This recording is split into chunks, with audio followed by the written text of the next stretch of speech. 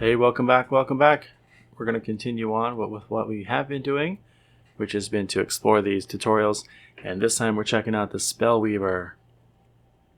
Let's get this thing loaded. I saw on the icon or the thumbnail there, it had a few elements, so I imagine we're going to be talking about that kind of stuff. So, kind of right. This one says to consume ice to power up freezing Nova and kill the weaker bandits, and then we're going to use jump to survive. So let's look at the situation here. We've got, let me back up, let me just kind of zoom out a little bit. We're surrounded by guards, and all of the guards have various health remaining. Most of these have, actually it's 50-50, half 3 and half 5. They all have some predetermined deck modifier or whatever.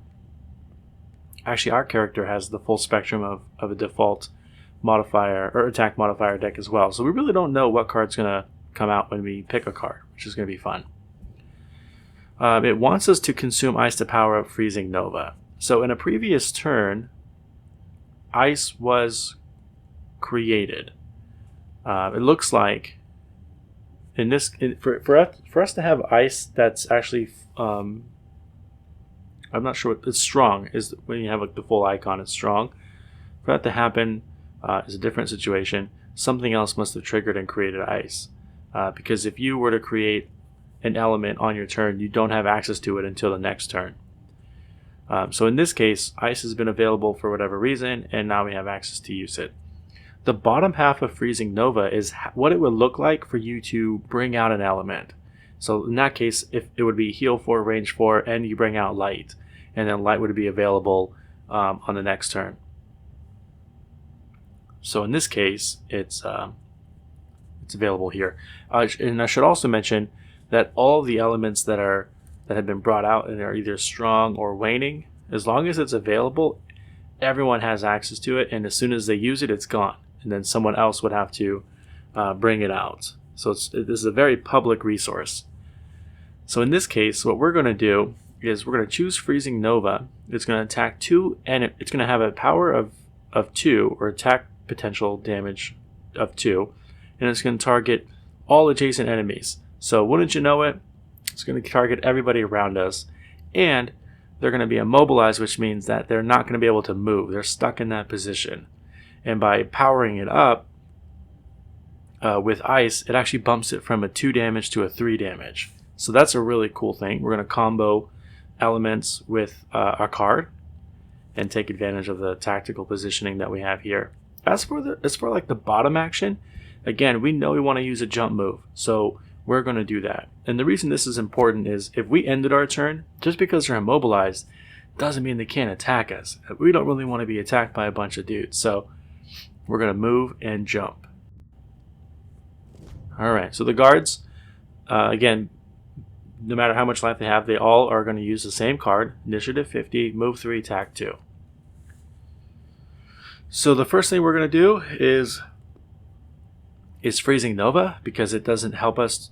It's such a good position to attack everyone who's adjacent to us. So we're going to do that, and you can see that right now they would all get immobilized, which is that foot with the arrow in it, in that purple circle.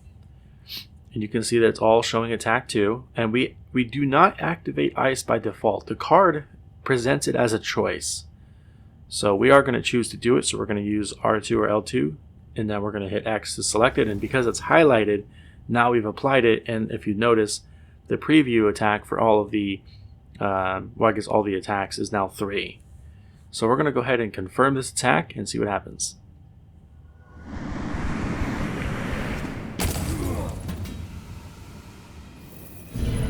Okay.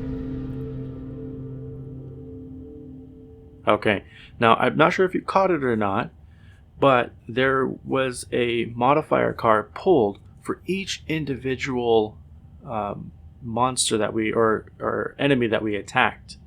I can't really scroll through the chat the log over there, but our deck consisted of all of the cards. They were all available. They were all unused. and we ended up drawing, it looks like four zeros and 2 1s. And so normally if you were playing this, it would be one at a time, but obviously it's a video game, it can just process them all at the same time, and that's what you saw up here above their heads. So some did die, some did not, and one of the guys that got the +1 is this one, which is why he has 1 health while the others have 2 health remaining. So that's a bit of an explanation as to what you just saw, and feel free to go back and look at it again in slow-mo to get sort of a second take, or even slow motion if you need to. But that's what happened, and that's why the health points are different, and some folks died.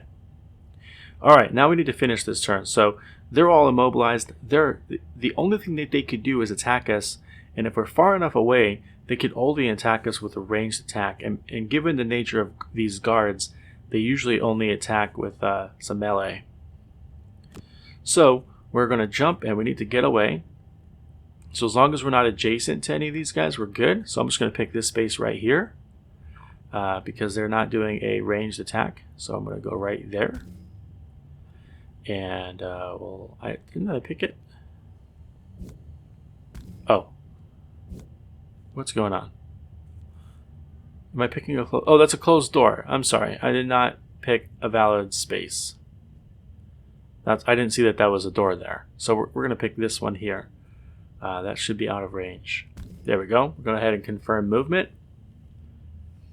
Now the only reason we can get to the space again is because of jump. So even though they're immobilized, we cannot pass through. We cannot walk past through them. So even though it's a move 8, technically we would be able to go 1, 2, 3, 4. But normally you're not going to have access to a move 8 card. So the jump is why we're seeing the path go this way. Also to note before I commit this card, that icon at the bottom of it is air. So we're going to be bringing out air. And it's hard to see it, but on the bottom right of that section is the burn card icon. So we're using this super powerful card, and it's going away for the remainder of this scenario.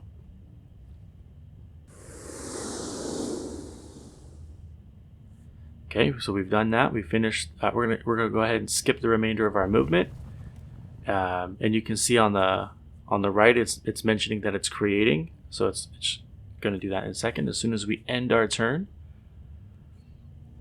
There we go, air element created, and we lost that card. So now that we're going into the second round of this, it's going to want us to, skipping ahead of all of this there. Okay, it's going to want us to kill the remaining bandits in this, I'm assuming in this turn, because now we're on a future turn.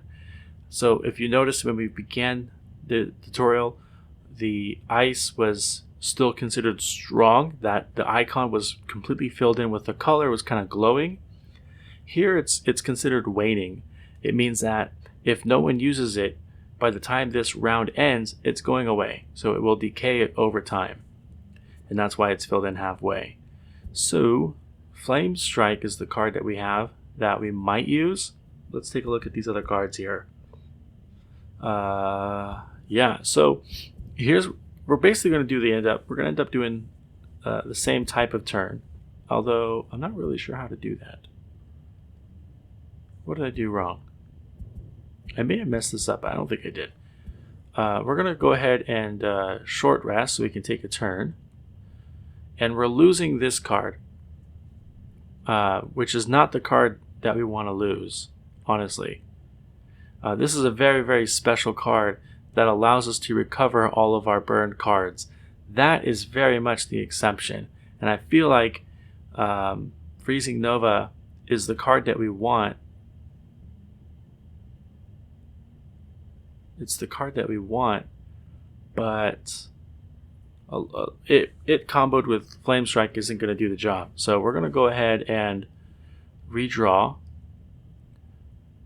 And we're going to burn Freezing Nova. I'm totally guessing that I'm doing this right. I'm totally guessing that we're doing this right. So we're going to pick both of these cards. Let's take our turn. Okay, so now there's a new status that is being introduced, which is called Strengthen. It does not actually boost their attack strength. All it does is it gives them advantage.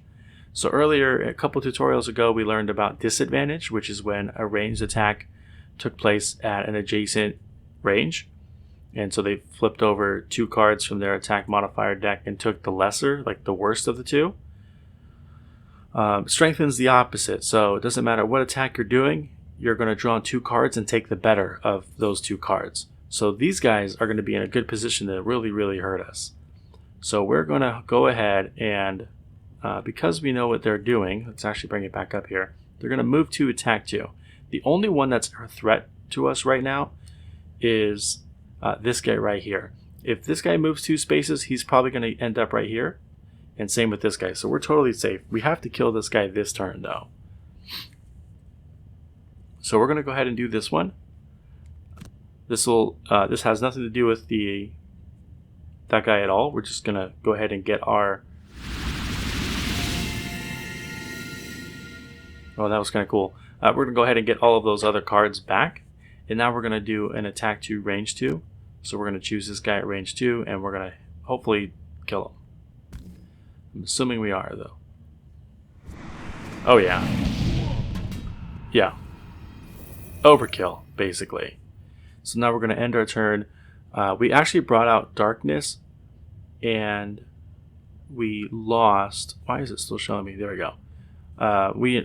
I'd say brought out. In the game, it calls it infusing. But basically, darkness is being created, and I don't think they're going to make use... Well, I know they're not going to make use of the air, so that will go away by the time we come back again.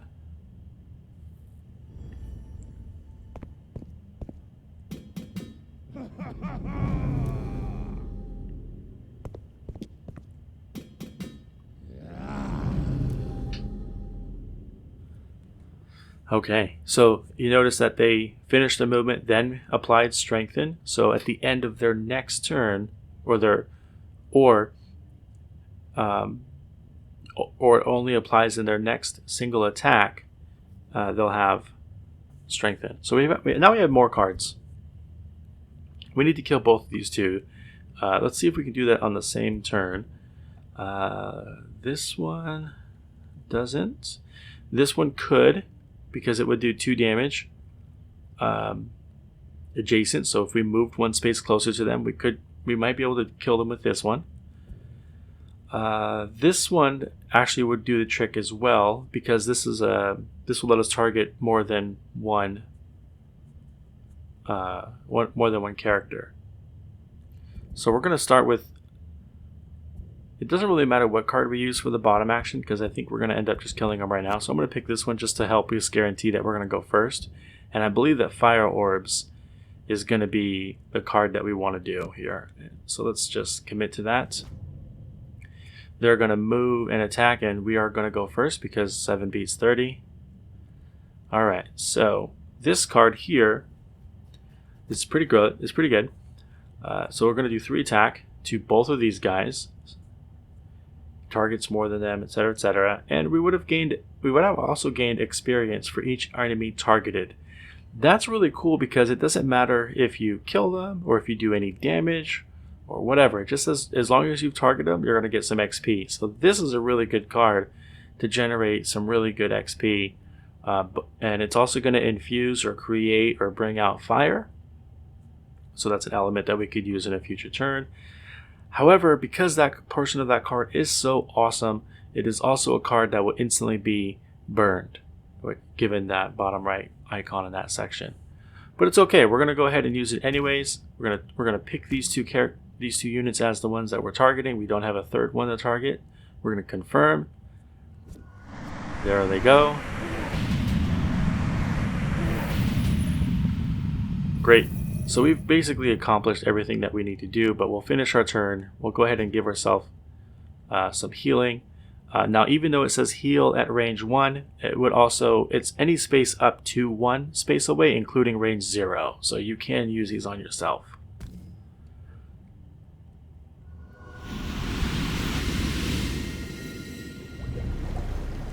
There we go. We'll end our turn, and that actually might be the end of the tutorial. Let's hope.